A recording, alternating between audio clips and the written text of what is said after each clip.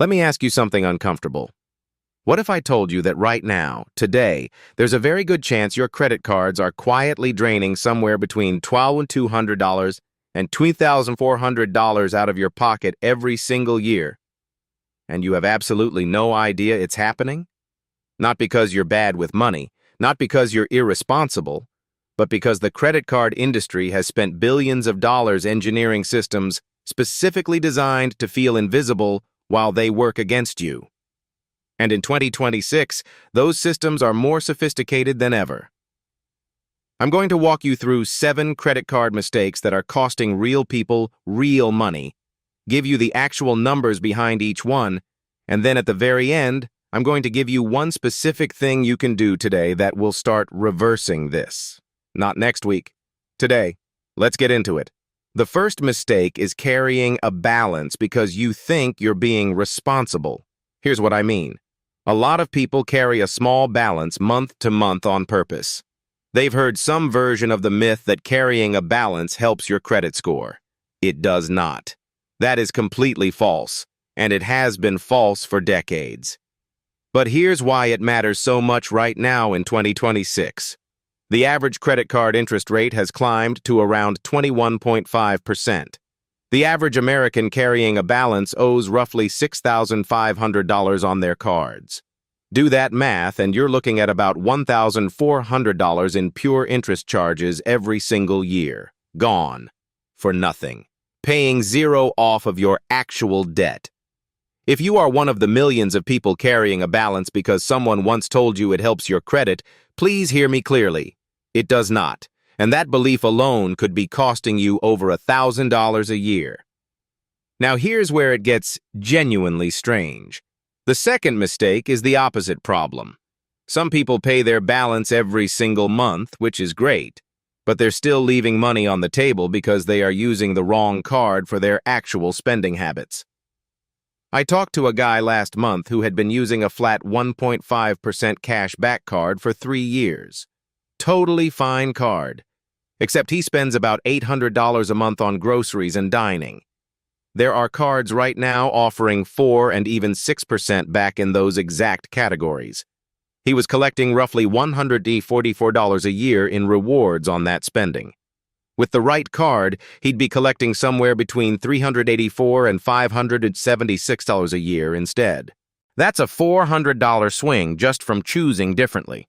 Multiply that across all your spending categories, and that gap gets very large very fast. Mistake number 3 is one that almost nobody talks about, and it might be the sneakiest one on this list. It's paying your bill on time but at the wrong time in your billing cycle. Most people know you should pay your credit card bill on time. Good. But what a lot of people don't realize is that your credit utilization, which is the percentage of your credit limit you're currently using, gets reported to the bureaus on a specific date that is almost never the same as your due date. So let's say you have a $10,000 credit limit and you put $3,500 on your card this month. That's 35% utilization. The general recommendation is to stay under 30% and ideally under 10% if you're trying to optimize your score. If your balance gets reported at $3,500 before you pay it down, your score takes a hit even though you pay in full every month. People spend years confused about why their credit score won't move, and this is frequently why. The fix is to pay your balance down before the statement closing date, not just before the due date. Those are 2 different dates, and confusing them is silently suppressing your credit score right now. Let's talk about mistake number 4, which is ignoring annual fees on cards you barely use. This one adds up so slowly that it feels invisible, which is exactly why it works. Think about how many cards you've opened over the years.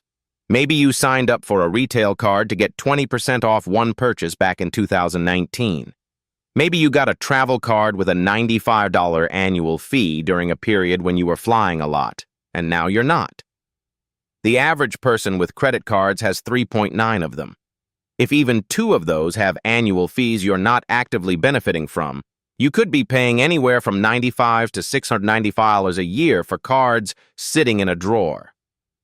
I want you to actually pull out your last 3 months of statements right now or open your banking app and look for annual fee charges. They're usually quiet. They come once a year, and a huge number of people see them, think, I should deal with that, and then don't. Cancel the card or call and ask for a product change to a no-fee version of the same card. That call takes 9 minutes and could save you several $100s. Okay, mistake number 5. This one genuinely surprised me when I first dug into the data. It's not taking advantage of the benefits you're already paying for. Most mid-tier and premium credit cards come loaded with benefits that cardholders never activate or never use. We're talking about things like cell phone protection. Some cards cover up to $800 in phone damage or theft per claim when you pay your monthly bill with that card. Extended warranty protection that doubles the manufacturer's warranty on electronics automatically. Travel delay insurance. Purchase protection. A friend of mine had a laptop stolen out of his car and had no idea his credit card would have covered it until he mentioned it to me after the fact. Gone. $1,100 laptop. Just gone. These aren't obscure benefits. They're sitting in a PDF you got when you opened the card and never read. Go to your card's benefits page today. Every major issuer has one. And spend 15 minutes reading what you're entitled to. Some people discover hundreds of dollars in annual credits they've never claimed for things like streaming services, gym memberships, and travel expenses. Mistake number 6 is a newer one that's become a much bigger deal in the last couple of years. It's not monitoring your cards for subscriptions and small recurring charges. Here's what happens.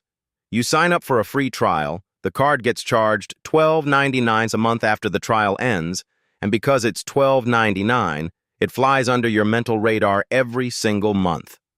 Across multiple small charges like this, the average person is bleeding somewhere between $30 and $80 per month on subscriptions they forgot about or don't actively use. That's up to $960 a year. On nothing.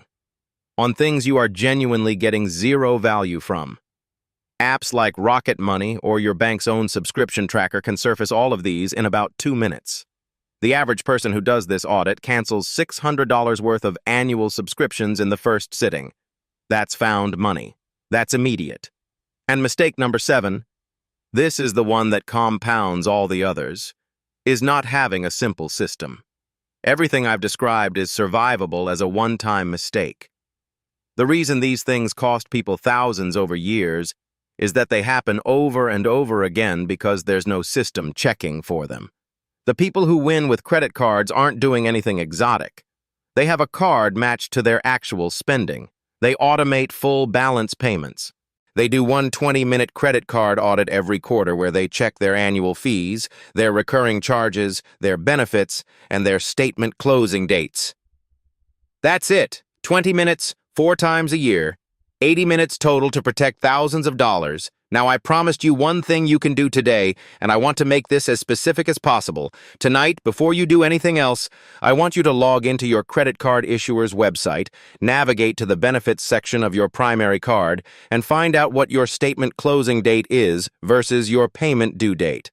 Write both of those dates down somewhere you'll actually see them. Then look at your current balance and figure out whether it will be reported above 10% of your credit limit. If it will, make a payment before that closing date. That's it. One action takes under 10 minutes, and it directly attacks 2 of the 7 mistakes we talked about today. The credit card industry counts on complexity to work against you.